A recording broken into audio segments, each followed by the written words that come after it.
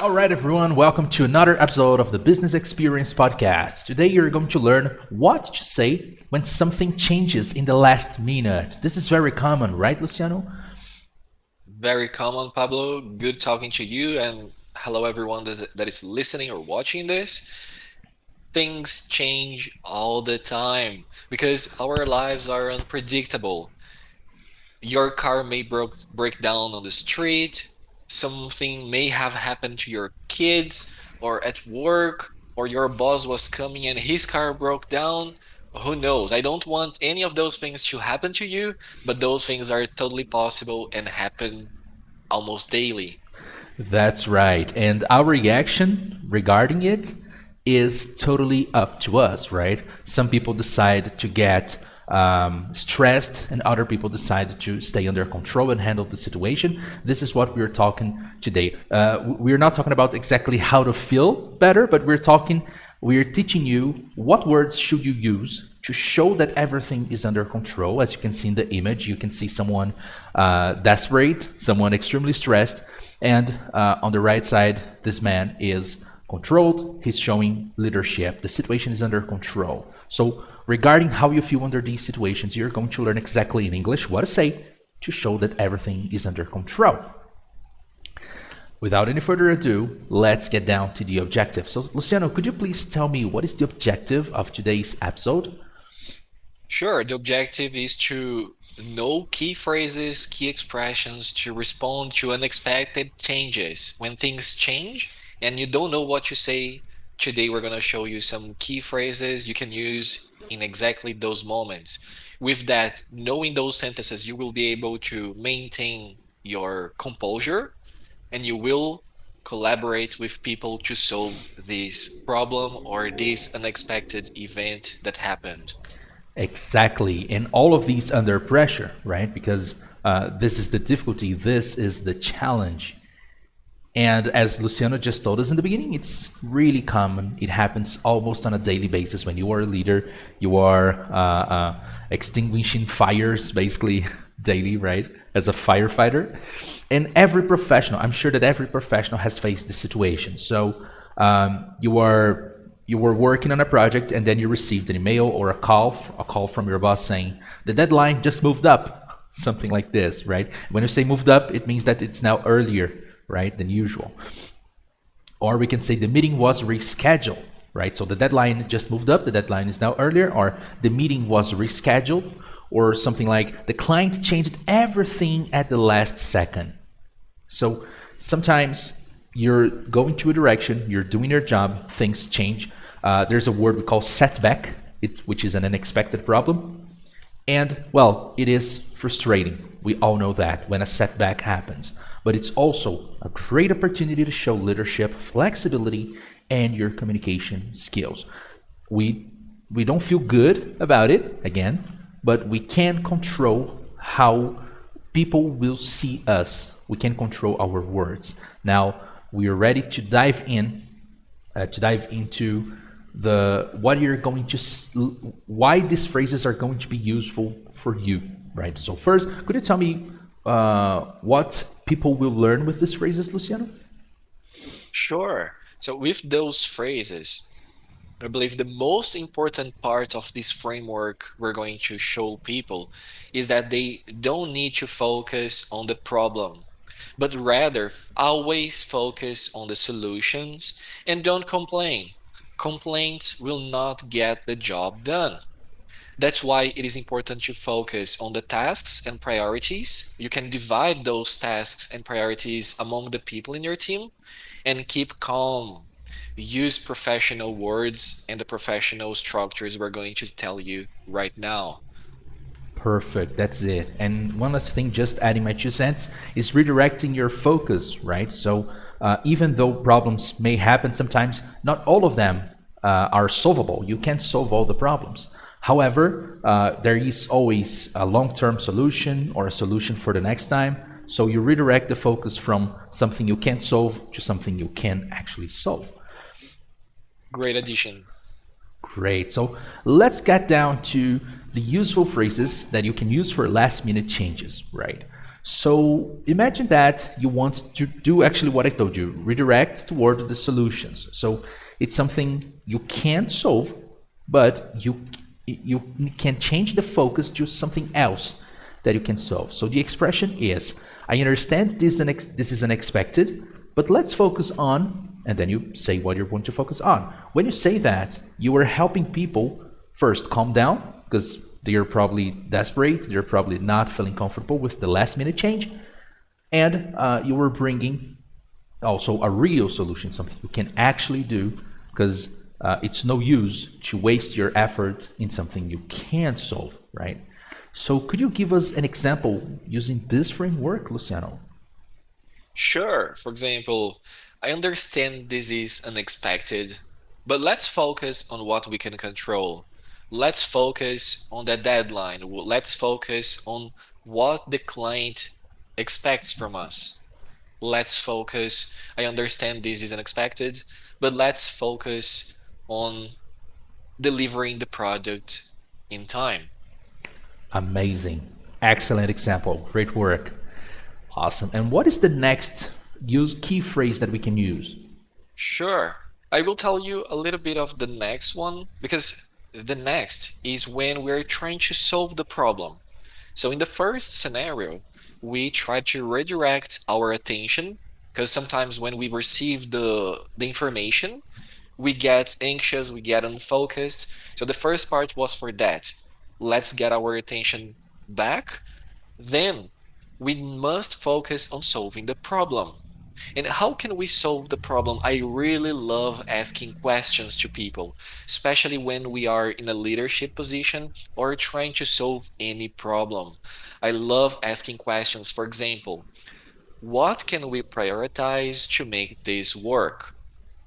Again, what can we prioritize to make this work? Or some variations of that. Could you tell us some variations?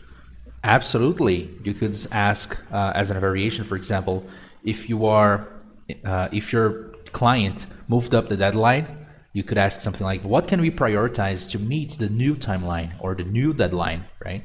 So you are reflecting around a new situation that came up and doing your best to solve it. And regarding asking questions, there's something that Luciano he usually tells me. It's called playing the devil's advocate or something like this, which means Mhm. provoking with questions, but to produce a good result, right? Is that it? Exactly. Playing the devil's advocate means that you're asking questions that are from opposite views. So for example, if you're thinking about the deadlines, I may ask you things about the prioritization. And I'm always trying to ask you questions to make you reflect on points that you haven't thought about. Indeed. So asking questions is part of your nature as the great It leader you are. is.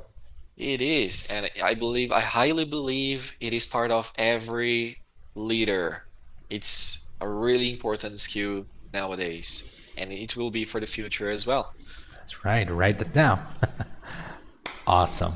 And then there's another expression, the third one that you may use to offer structure and teamwork, right? So as again, as we said again, sometimes you have a problem that you can't solve, which is the first expression.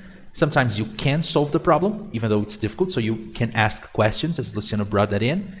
And the third option is to unite people. Again, to offer structure and teamwork. So you could say something like this: since we need to adjust, let's divide the task like this. And then you make a new division, you propose a solution, right? Regarding based on your point of view. Based on your point of view. So could you give us an example using this structure? Sure. One alternative is I will handle the slides. So meaning I am responsible for the slides. I will handle the slides and you focus on the numbers. So we can divide the work so that we are able to accomplish the task.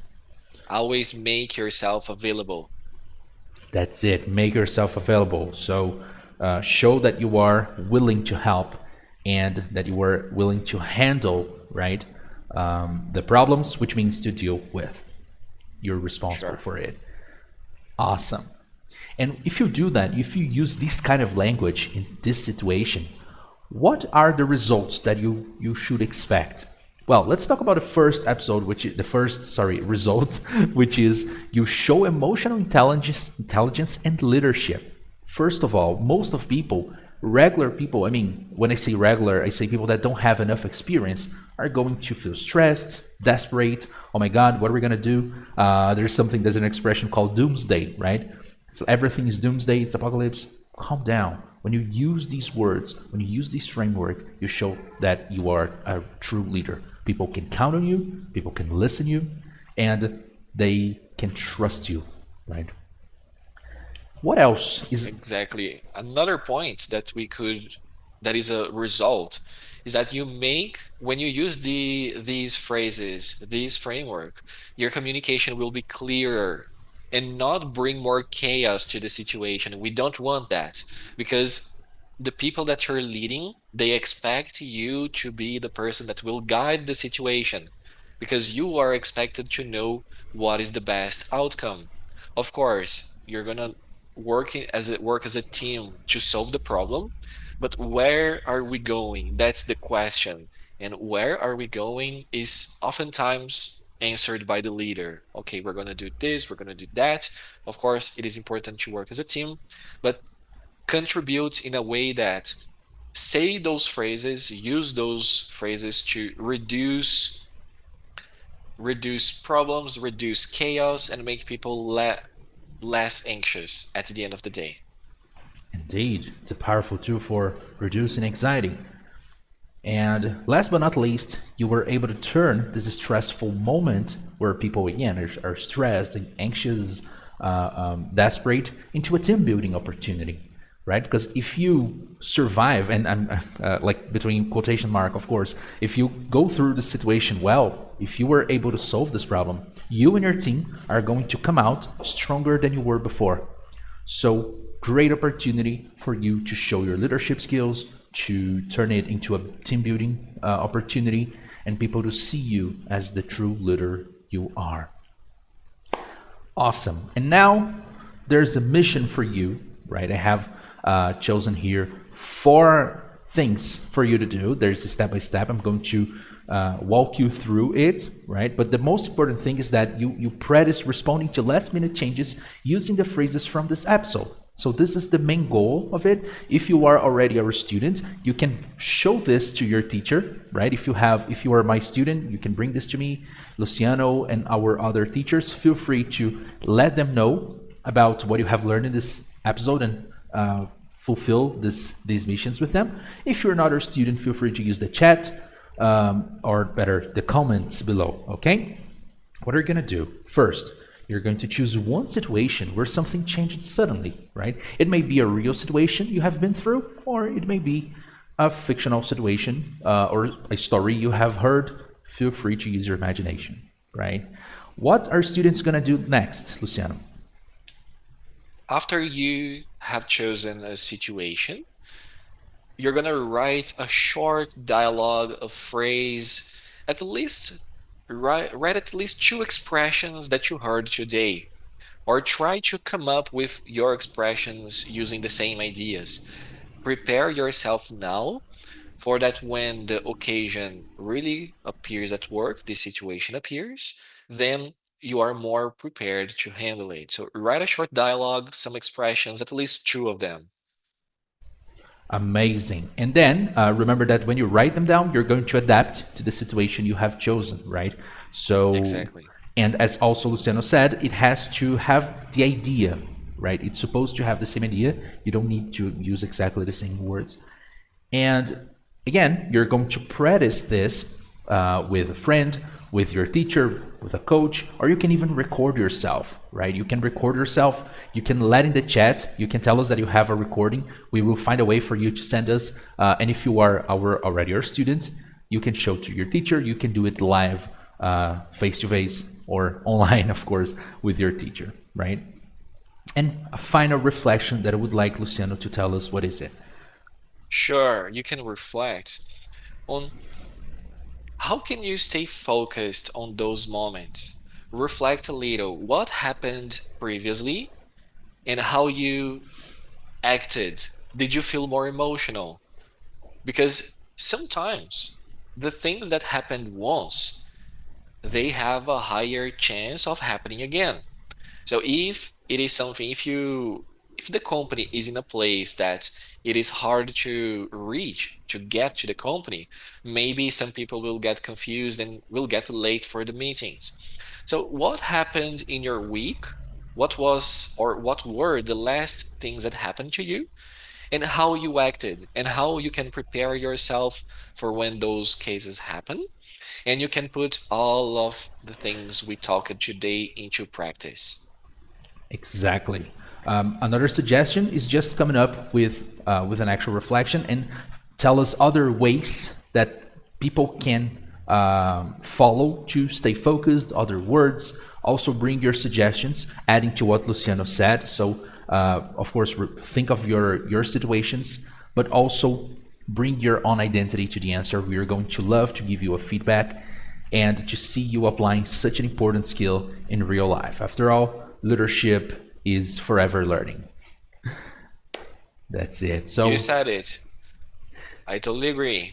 amazing. So this is it. This is a wrap. Thank you very much for you that have watched us so far. And thank you once again, Luciano, for being here with me. My pleasure, Pablo. Looking forward to the next episode.